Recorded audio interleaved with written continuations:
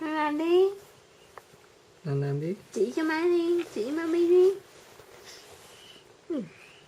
Đừng rớt lên mặt đó. Nè. Ráp xe lửa, que xe lửa. Xe lửa ở đâu? Xe lửa ở đâu con? Nè chơi đi, còi táo tay đi. Que xe lửa nè. Xe lửa đâu mất rồi? Xe lửa Bấm ở cho đâu? này bấm chơi đi. Chỉ mami xe lửa đi. Rồi chơi còi táo tay đi.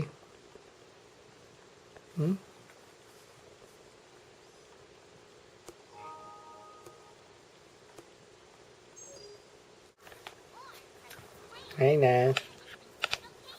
Làm chịu ráp chữ gì Hay thế? nè, ráp chữ đi. Ráp chữ giỏi đi con, không biết. Ráp chữ lại cho bố thâu đi. Khám bác sĩ đi. Làm bác sĩ nào? Khám bác sĩ đi.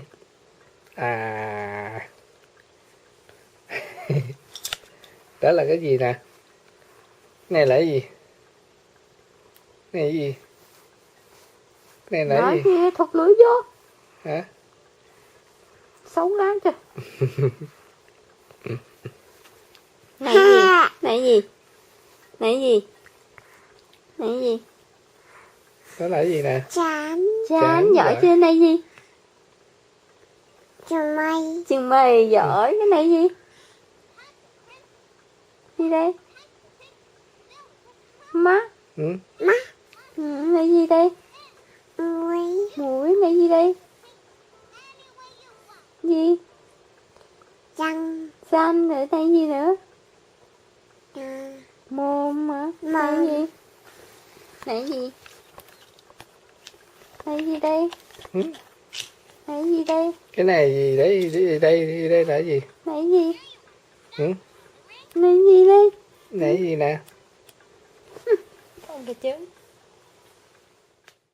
Gắp xe lửa hả? Ráp xe lửa kìa.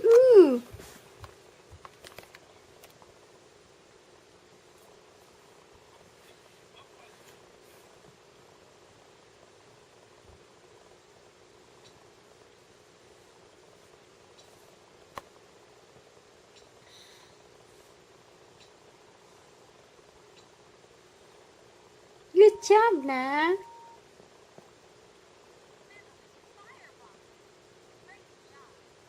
Great job.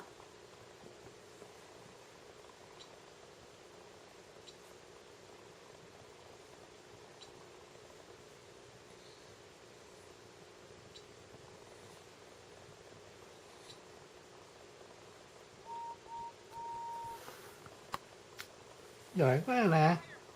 She only choose you. Good job nè. Smart girl nè.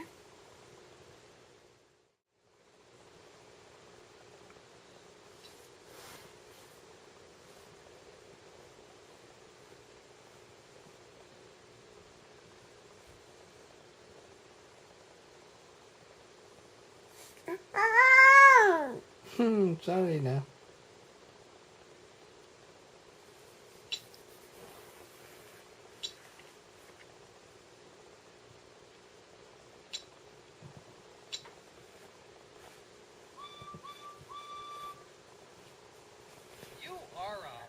Đây đi. Má câu cá. Ráp chữ đi. Ráp chữ. Ráp chữ ở đâu? Con có biết ráp chữ ở đâu không? Coi gì đấy, coi bay hả?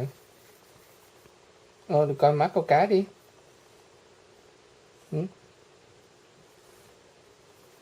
Coi má câu cá đi.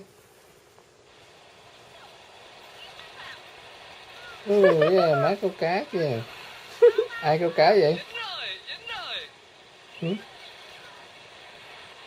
Ai câu cá?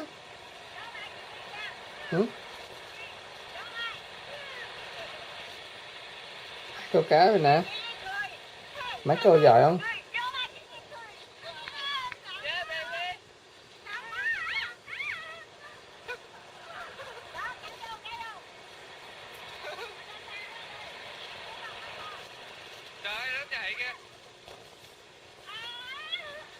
Cá bay đi.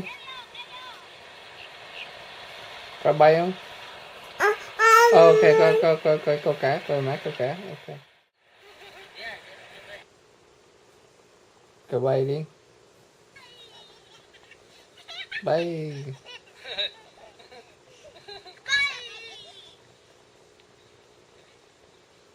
Được rồi.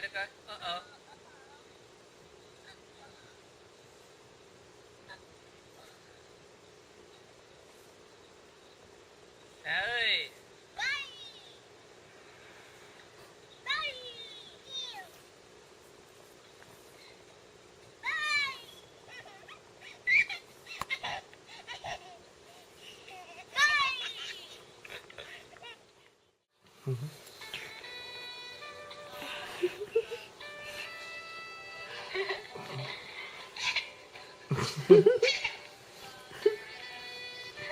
Là chỉ đi chán. Là nói đi chán. Đầu. Mắt. Mũi. Mồm.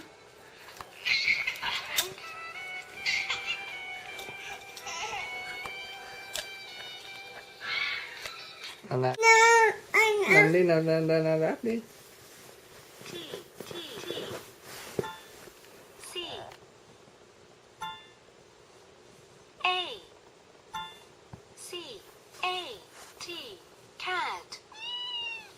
Con nói con gì nè? Ừ?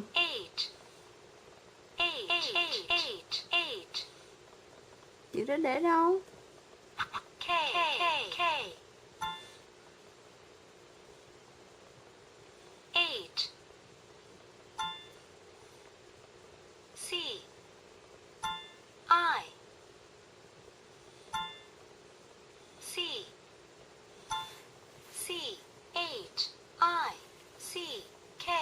J